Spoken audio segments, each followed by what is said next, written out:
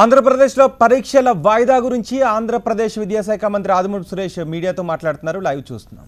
July 10 నుంచి 17 దాకా 10వ తరగతి పరీక్షలు నిర్వహించాలని చెప్పి 2 దఫాలు పోస్ట్పోన్ చేసిన తర్వాత ఫైనల్గా ఈ డేట్ ఇవ్వడం జరిగింది. మనందరికీ తెలుసు ఏ పరిస్థితుల్లో ఈ 10వ తరగతి పరీక్షల నిర్వహణ వాయిదా వేస్తూ వచ్చామో.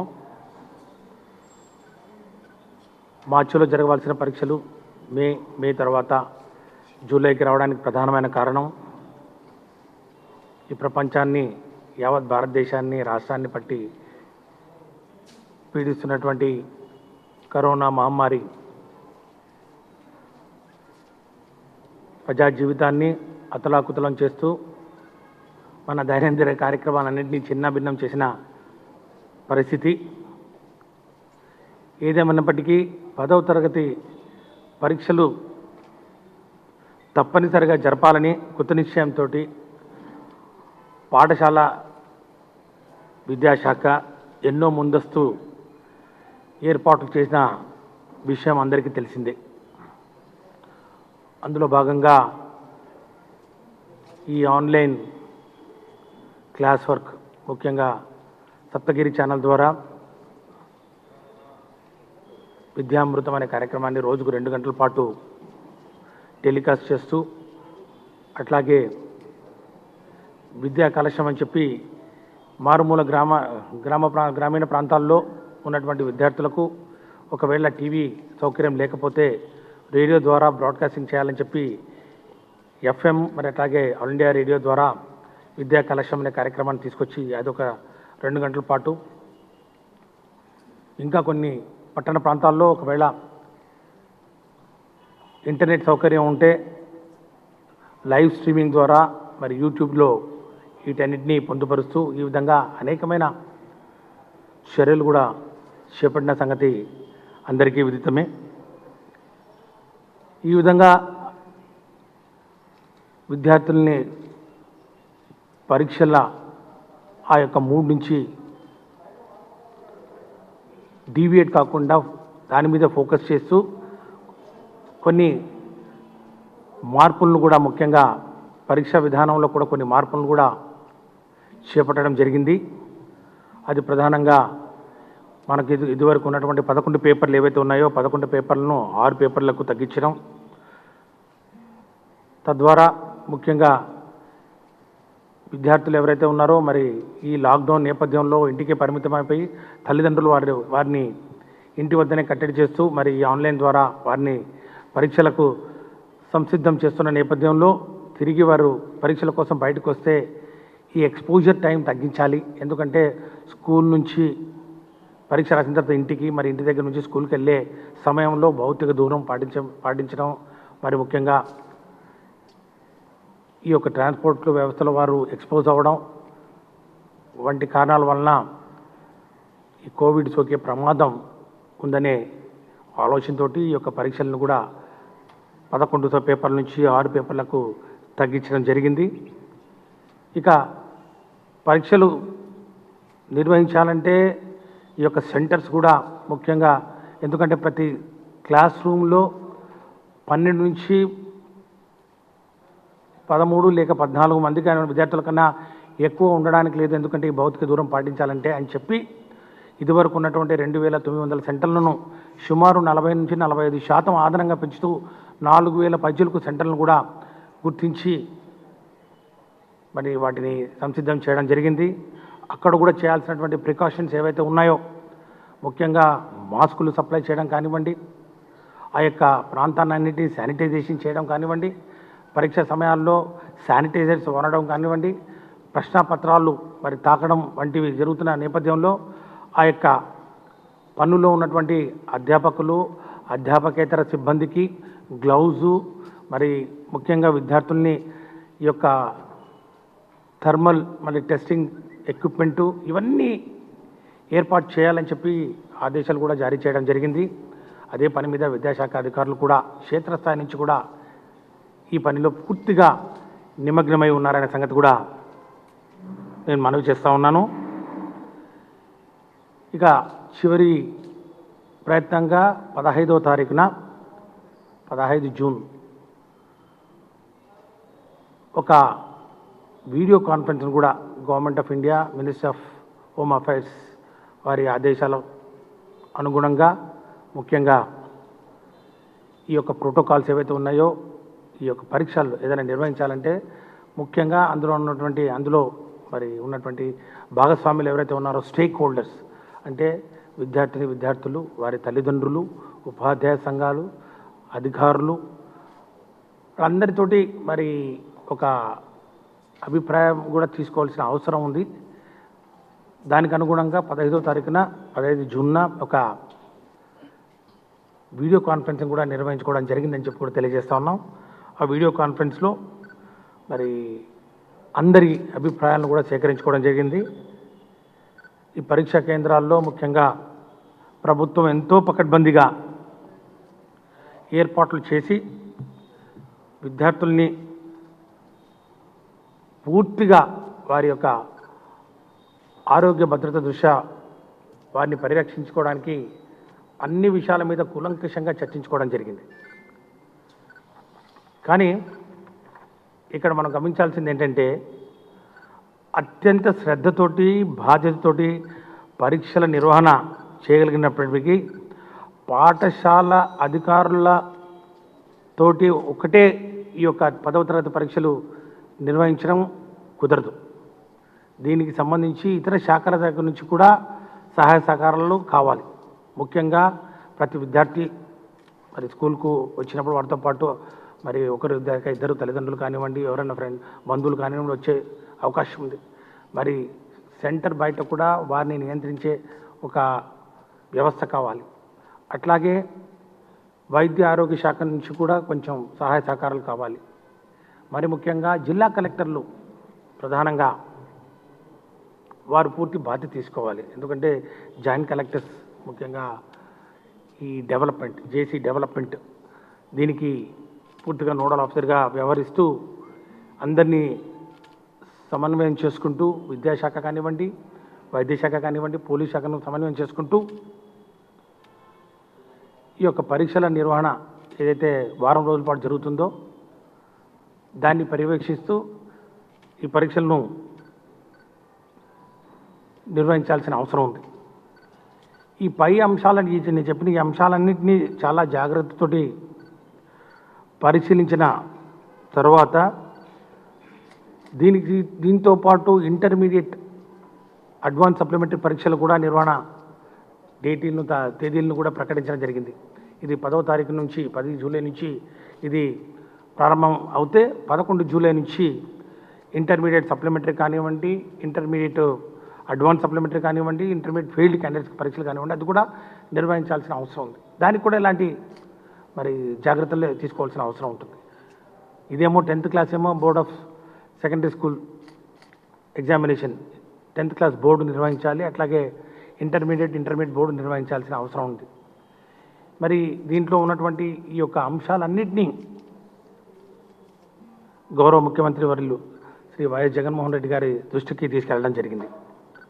అధికారులందరం ఇవన్నీ ఏర్పాట్లు ఏవేవి చేశాం, ఏవేవి మరి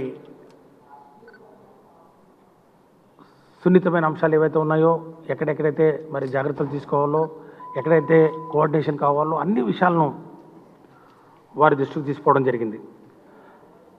18వ తారీఖున జూన్ 18వ తారీఖున ముఖ్యమంత్రి గారి అధ్యక్షతన మరి పాఠశాల విద్యాశాఖ అధికారులు అట్లాగే ఇంటర్మీడియట్ విద్యాశాఖ అధికారులు అందరం మరి ముఖ్యమంత్రి గారి దగ్గరికి వెళ్ళి ఇవన్నీ చెప్పడం జరిగింది. ముఖ్యమంత్రి గారు ఒకటే చెప్పారు, ముఖ్యంగా కరోనా ప్రబలుతున్న ఈ నేపథ్యంలో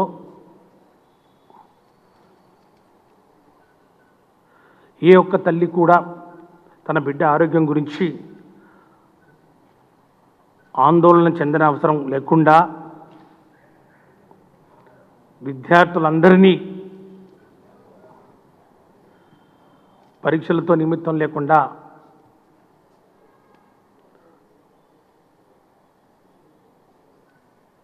ఏ విధంగా ఈ యొక్క ఇంటర్మీడియట్ పరీక్షల్ని గట్టెక్కించాలని ఒక ఆలోచనతోటి వారు కరోనా నేపథ్యంలో ప్రస్తుతం ఉన్న పరిస్థితుల్లో రానున్న పరిస్థితులను దృష్టిలో పెట్టుకొని పిల్లల ఆరోగ్య భద్రతను ప్రధానంగా దృష్టిలో పెట్టుకొని మరి ముఖ్యమంత్రి గారు 10వ తరగతి పరీక్షలు ఏవైతే ఉన్నాయో జూన్ 10 నుంచి 17 దాకా జరపవలసిన 10వ తరగతి పరీక్షలను రద్దు చేస్తూ నిర్ణయం తీసుకోవడం జరిగిందని చెప్పి తెలియజేస్తా ఉన్నాం. ఎందుకంటే ఇక్కడ ఏ ఒక్క విద్యార్థి కూడా ఈ యొక్క కరోనా బారిన పడకుండా కాపాడాల్సిన బాధ్యత ప్రభుత్వం మీద ఉంది. మనం ఎన్ని ఏర్పాట్లు చేసినా కూడా చివరికి ఈ యొక్క విద్యార్థులు బయటకు వచ్చినప్పుడు ఉన్న పరిస్థితులు ఏవైతే ఉన్నాయో అవి మన చేతిలో ఉండమని చెప్పి వారు భావించడం జరిగింది. ఈ యొక్క ప్రయత్నాలు ముఖ్యంగా పరీక్షలు నిర్వహించడానికి చేసిన ప్రయత్నాలు విద్యాశాఖ అన్ని దారులు పూర్తిగా ఎక్స్ప్లోర్ చేసిన తర్వాత కూడా పరీక్షలు రద్దుకు దారితీసిన పరిణామాలు మీ ముందు ఉంచుతా ఉన్నాను. రోజు రోజుకు పెరుగుతున్న కరోనా కేసులు కావచ్చు, రాబోయే రోజుల్లో ఇంకా కేసులు పెరుగుతాయనే వివిధ సర్వేలు చెప్తున్న పరిస్థితి. పరీక్షలు నిర్వహణ ఏర్పాట్లు, కోవిడ్ నివారణ చర్యలు చేపట్టేందుకు ఇప్పుడున్న పరిస్థితుల దృష్ట్యా అన్ని శాఖల అధికారులు, సిబ్బంది సమన్వయం చేసుకొని ముందుకు పోవడం ఇబ్బందికరం. రోజు రోజుకు కంటోన్మెంట్ జోన్లు పెరుగుతుండడం, ఇలాంటి కారణాలు చాలా వరకు పరీక్షల రద్దుకు వైపు దారి తీశాయని చెప్పి కూడా తెలియజేస్తా ఉన్నాం.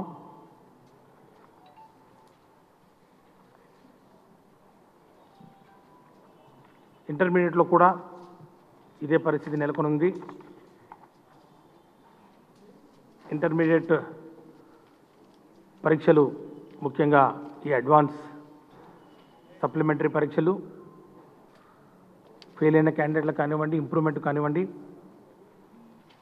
ఇదే నేపథ్యంలో మరి ముఖ్యమంత్రి గారు దీన్ని కూడా క్షుణ్ణంగా పరిశీలించి మరి విద్యాశాఖ అధికారులు మేమందరం కలిసి చెప్పిన అంశాలన్నింటినీ పరిగణలోకి తీసుకొని ఈ యొక్క పరీక్షలను కూడా రద్దు చేయడం జరిగింది. ఇంటర్మీడియట్ అడ్వాన్స్ ఇంప్రూవ్మెంట్ ఎగ్జామినేషన్స్ ఉండవు 2019-20 సంవత్సరానికి గాను. అట్లాగే ఫస్ట్ ఇయర్లో ఫెయిల్ అయిన వాళ్ళు, సెకండ్ ఇయర్లో ఫెయిల్ అయిన వాళ్ళని కూడా పాస్ చేయడం జరుగుతుందని చెప్పి కూడా తెలియజేస్తా ఉన్నాం. ఇక సప్లిమెంటరీ ఫీజు ఎవరైనా పే చేసింటే వారికి మరి it will be return back. ఇక తర్వాత ఏవైతే ఈ రీవెరిఫికేషను, రీకౌంటింగు, ఈ యొక్క ఫెసిలిటీస్ ఏవైతే ఉన్నాయో అవి కంటిన్యూ అవుతాయి. అవి అందరికీ మరి అందుబాటులో ఉంటాయి. దాన్ని విద్యార్థులందరూ వినియోగించుకోవచ్చు.